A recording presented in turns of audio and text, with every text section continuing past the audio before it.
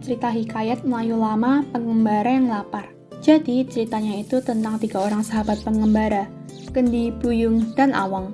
Mereka membawa bekalan makanan, seperti beras, daging, susu, dan buah-buahan. Tak jarang mereka singgah dan memasak atau membeli bekal saat bertemu kampung. Pada suatu hari, mereka tiba di kawasan hutan tebal jauh dari hunian. Mereka rehat di bawah pohon ara, capai dan lapar, tanpa persediaan bekal. Kendi mengeluh bahwa kalau ada nasi sekawah, dia akan habiskan seorang. Buyung menyahut ia akan sanggup menghabiskan ayam panggang 10 ekor. Awang menasihati mereka supaya tidak tamak dan bercakap besar, dan kalau ada nasi sepinggang sudah cukup. Diketawakan ia oleh kedua sahabatnya. Perbualan mereka didengar oleh pokok ara. Pokok itu bersimpati apabila mendengar keluhan ketiga-tiga pengembara tersebut, lalu menggugurkan 3 helai daun yang secara rasanya berubah menjadi bekal. Kendi menjerit keheranan ketika menemukan nasi sekawah yang beruap. Buyung melaung menemukan ayam panggang 10 ekor. Awang menemukan sepinggan nasi berlauk yang terhidang.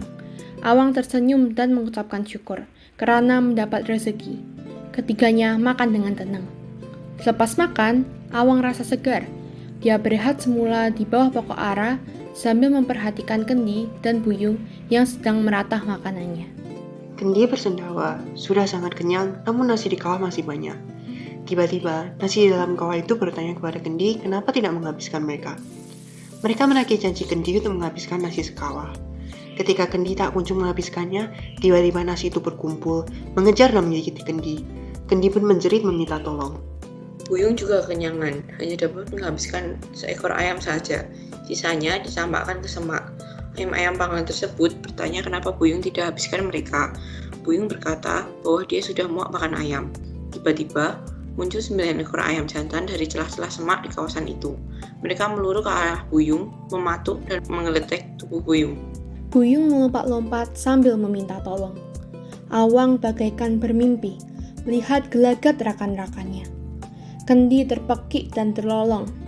Buyung pula melompat-lompat dan berguling-guling di atas tanah. Awang tidak dapat berbuat apa-apa, dan akhirnya Kendi dan Buyung mati. Sebelum berangkat, Awang mengambil pinggan nasi yang telah bersih. Sebutir nasi pun tidak berbagi dalam pinggan itu. Pinggan itu akan mengingatkan Awang supaya jangan sombong dan tamak. Dan bila makan, biarlah berpada-pada dan tidak membazir. Awang lalu beredar meninggalkan tempat itu meneruskan semula perjalanannya sendirian. Dari hikayat ini, kita dinasihati untuk tidak boleh serakah dan menginginkan lebih daripada yang kita bisa gunakan, karena nantinya akan berdampak buruk buat diri sendiri.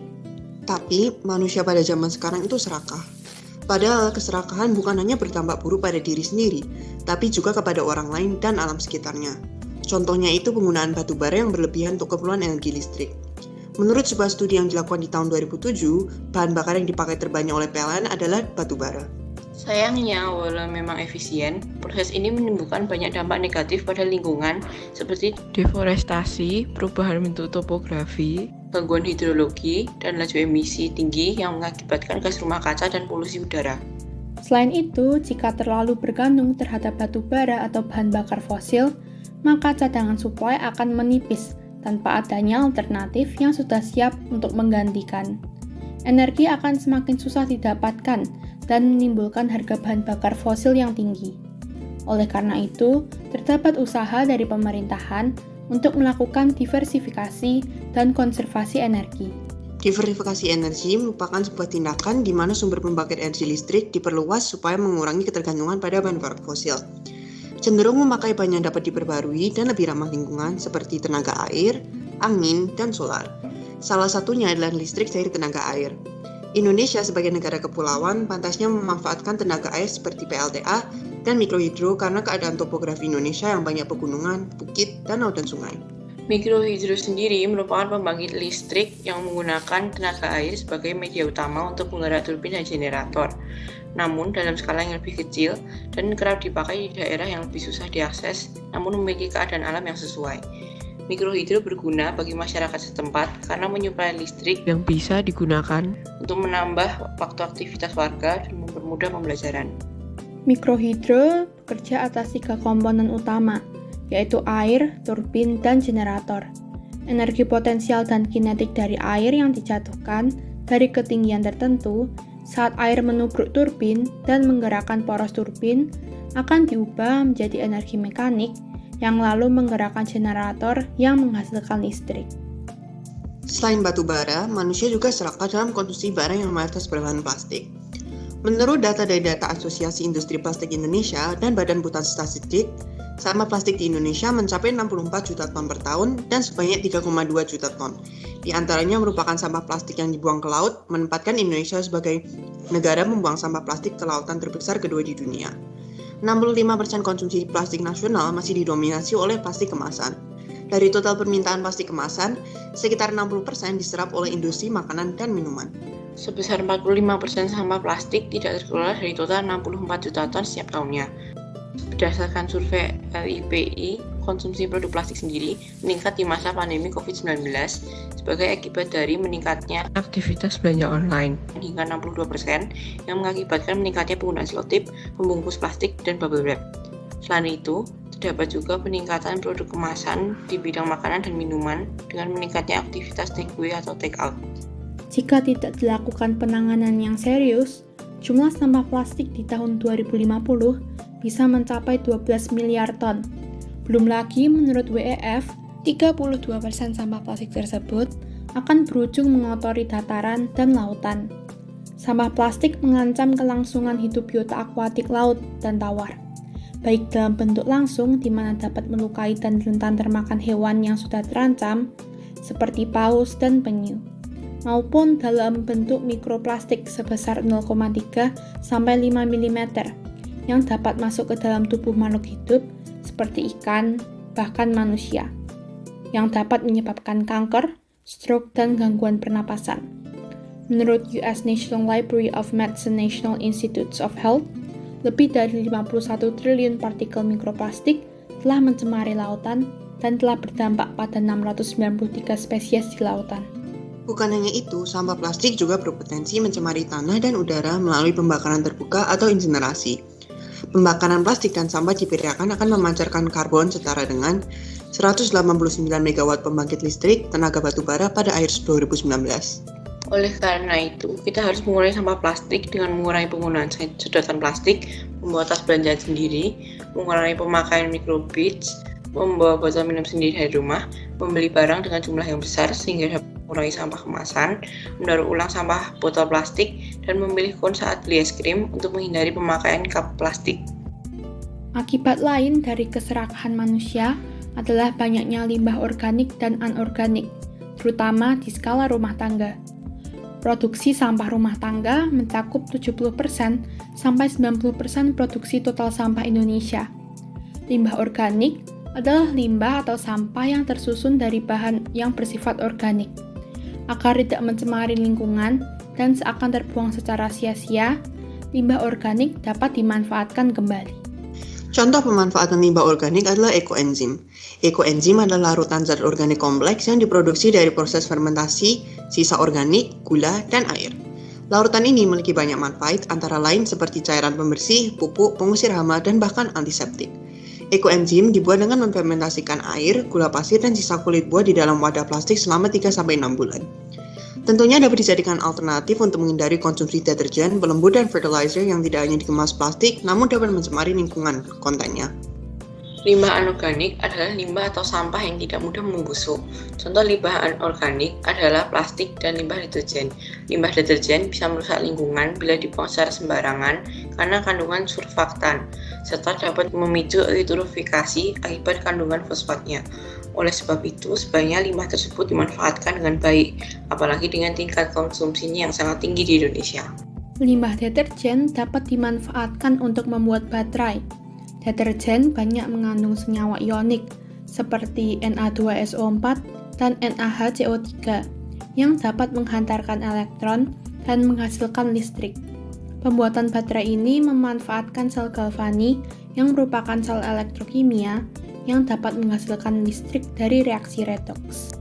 Baterai dari limbah deterjen dibuat dengan mencampurkan abu sekam padi yang sendiri juga berupa limbah organik dengan limbah deterjen, lalu mencelupkan batang seng dan karbon yang sudah dihubungkan ke probe merah dan hitam. Oksidasi akan terjadi pada seng seperti anoda. Reduksi akan terjadi pada karbon sebagai katoda. Setelah beberapa saat, rangkaian tersebut akan menghasilkan listrik. Kita tahu bahwa manusia juga telah sadar akan kepentingan merawat lingkungan dan mengurangi dampak dari perlakuan serakah. Namun, sebenarnya apa tujuan kita merawat alam dan tidak mementingkan keperluan manusia? In a small town, there was a small house in which lived a young man, his wife, and the young man's sister. The small house had a small garden at the back in which grew a small mango tree. One day, the young man's wife complained to him about how useless his sister is. She told him that his sister only takes care of her mango tree and talks to it all day. His wife suggested to marry his sister off. Since his sister was of marriageable age, the brother could not really object. He knew, though, that he would miss her very, very much. A marriage was arranged. After the ceremony, the sister asked her sister-in-law to look after her mango tree. The sister-in-law agreed. But once the sister had left, the sister-in-law turned to her husband and yelled that his sister only cares about the mango tree, not about her own brother.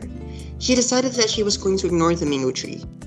As the days passed, the unwatered, uncared-for mango tree started drying up and its leaves began to fall. At the same time, the brother, who had been a strong and healthy young man, began to lose his appetite and get thinner and weaker. One day, the married sister sent a letter asking about the mango tree and her brother's well-being. The remaining leaves of the mango tree were quite yellow by this time, but the sister-in-law wrote back that her tree is fine and how her brother has not been feeling so good. Soon the sister wrote another letter, asking the same questions. The mango tree only had one brown leaf on it now, and the brother was so sick that the doctors had said that he could not live. So the sister-in-law wrote back that her tree is fine, but the doctors have given up all hopes for her brother. When the sister received this letter, she raced back to her small hometown and went straight into the small garden to water her small tree. As she watered it, cleared the weeds around it, it began slowly to turn green.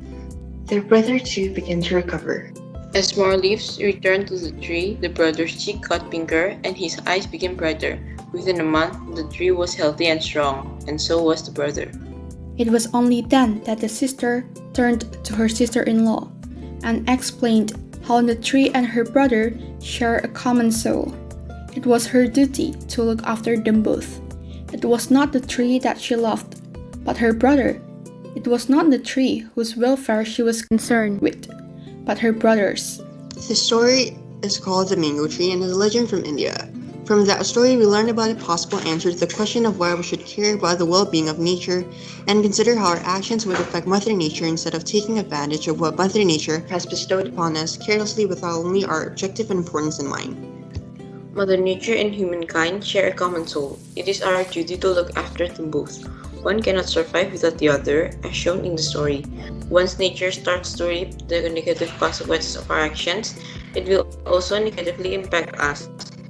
An example of this would be how if we release untreated unorganic industrial waste to waterways, it will not only disturb the local ecosystem, it will also contaminate the water to a point where it becomes unusable by people whose lives depend on it for agricultural or consumption purposes. Because of this reason, we should always maintain a mindset of not behaving recklessly when we are going to take something from nature. Tell this to people you know, so that a ripple effect might take place, and from there, we can make a change and help mitigate this issue.